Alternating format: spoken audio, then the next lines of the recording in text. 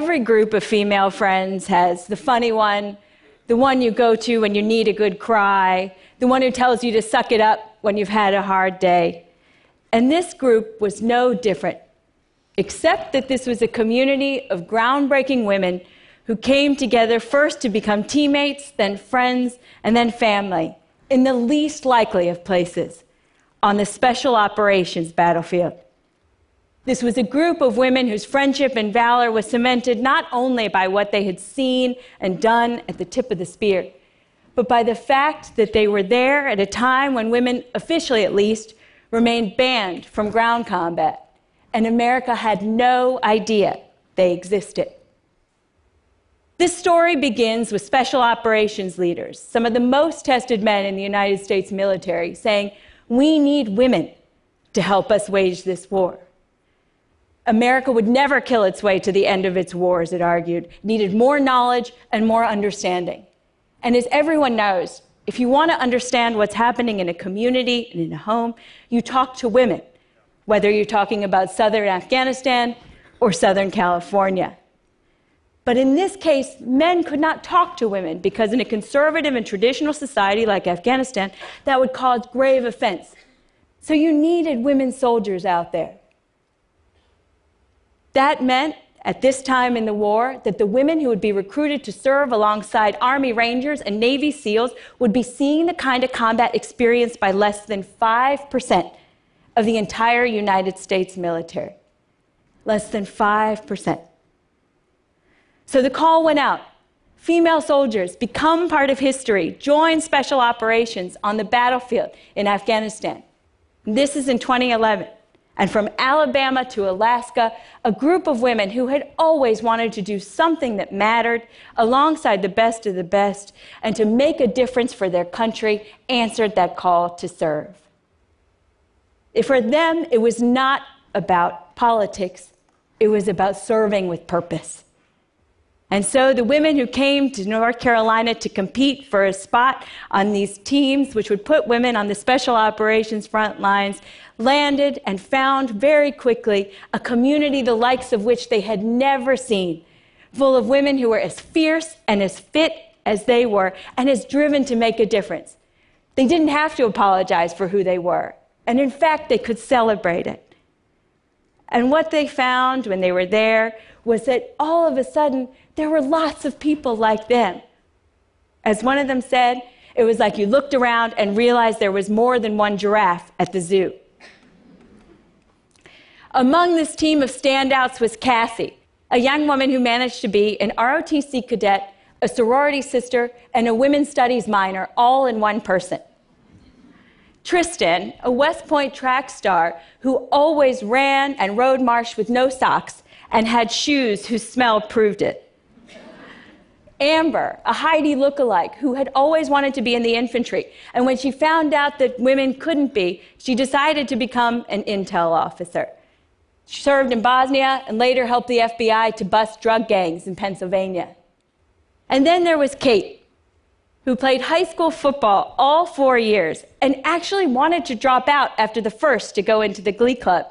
But when boys told her the girls couldn't play football, she decided to stay for all the little girls who would come after her. For them, biology had shaped part of their destiny and put, as Cassie once said, everything noble out of reach for girls. And yet here was a chance to serve with the best of the best on a mission that mattered to their country, not despite the fact that they were female, but because of it. This team of women, in many ways, was like women everywhere. They wore makeup, and in fact, they would bond in the ladies' room over eyeliner and eye pencil. They also wore body armor. They would put 50 pounds of weight on their backs and board the helicopter for an operation, and they would come back and watch a movie called Bridesmaids. They even wore a thing called Spanx, because, as they found very quickly, the uniforms made for men were big where they should be small, and small where they should be big. So Lane, an Iraq War veteran, you see her here on my left, decided she was going to go on Amazon and order a pair of Spanx to her base so that her pants would fit better when she went out on mission each night. These women would get together over video conference from all around Afghanistan from their various bases, and they would talk about what it was like to be one of the only women doing what they were doing. They would swap jokes. They would talk about what was working, what wasn't, what they had learned to do well, what they needed to do better. And they would talk about some of the lighter moments of being women out on the special operations front lines, including the shiwi, which was a tool that let you pee like a guy, although it's said to have only a 40% accuracy rate out there. These women lived in the and. They proved you could be fierce and you could be feminine. You could wear mascara and body armor. You could love CrossFit and really like cross-stitch. You could love to climb out of helicopters, and you could also love to bake cookies. Women live in the and every single day, and these women brought that to this mission as well. On this life and death battlefield, they never forgot that being female may have brought them to the front lines, but being a soldier is what would prove themselves there. There was the night Amber went out on a mission and in talking to the women of the house, realized that there was a barricaded shooter lying in wait for the Afghan and American forces who were waiting to enter the home. Another night, it was Tristan who found out that there were pieces that make up explosives all around the house in which they were standing, and that in fact explosives lay all the way between there and where they were about to head that night. There was the night another one of their teammates proved herself to a decidedly skeptical team of SEALs when she found the intel item they were looking for wrapped up in a baby's wet diaper.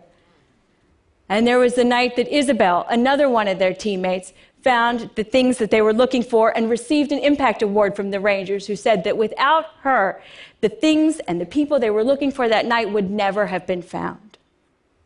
That night, and so many others, they went out to prove themselves, not only for one another, but for everybody who would come after them, and also for the men alongside whom they serve. We talk a lot about how behind every great man is a good woman.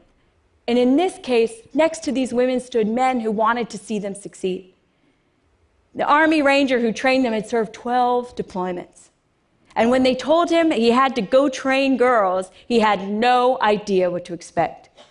But at the end of 8 days with these women in the summer of 2011, he told his fellow Ranger, "We have just witnessed history.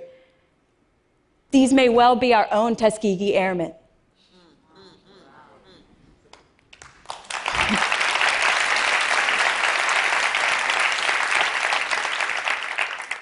At the heart of this team was the one person who everyone called the best of us. She was a petite blonde dynamo who barely reached 5'3". And she was this wild mix of Martha Stewart and what we know as G.I. Jane. She was someone who loved to make dinner for her husband, her Kent State ROTC sweetheart, who pushed her to be her best and to trust herself and to test every limit she could. She also loved to put 50 pounds of weight on her back and run for miles, and she loved to be a soldier. She was somebody who had a bread maker in her office in Kandahar, would make a batch of raisin bread, and then go to the gym and bust out 25 or 30 pull-ups from a dead hang. She was the person who, if you needed an extra pair of boots or a home-cooked dinner, would be on your speed dial. Because she never, ever would talk to you about how good she was, but let her character speak through action. As she was famous for taking the hard right over the easy wrong. And she was also famous for walking up to a 15-foot rope, climbing it using only her arms, and then shuffling away and apologizing because she knew she was supposed to use both her arms and her legs, as the Rangers had trained them. Some of our heroes return home to tell their stories, and some of them don't. And on October 22nd, 2011, First Lieutenant Ashley White was killed alongside 2 Rangers, Christopher Horns and Christopher DeMay. Her death threw this program built for the shadows into a very public spotlight, because after all, the ban on women in combat was still very much in place. And at her funeral, the head of Army Special Operations came and gave a public testimony, not just to the courage of Ashley White, but to all her team of sisters. "Make no mistake about it," he said, "these women are warriors, and they have written a new chapter in what it means to be a female in the United States Army." Ashley's mom is a teacher's aide and a school bus driver who bakes cookies on the side. She doesn't remember much about that overwhelming set of days in which grief, enormous grief, mixed with pride. But she does remember one moment. A stranger with a child in her hand came up to her and she said, "Mrs. White, I brought my daughter here today because I wanted her to know what a hero was. And I wanted her to know that heroes could be women too." It is time to celebrate all the unsung heroines who reach into their guts and find the heart and the grit to keep going and to test every limit. This very unlikely band of sisters, bound forever in life and afterward, did indeed become part of history, and they paved the way for so many who would come after them, as much as they stood on the shoulders of those who had come before. These women showed that warriors come in all shapes and sizes, and women can be heroes too. Thank you so much.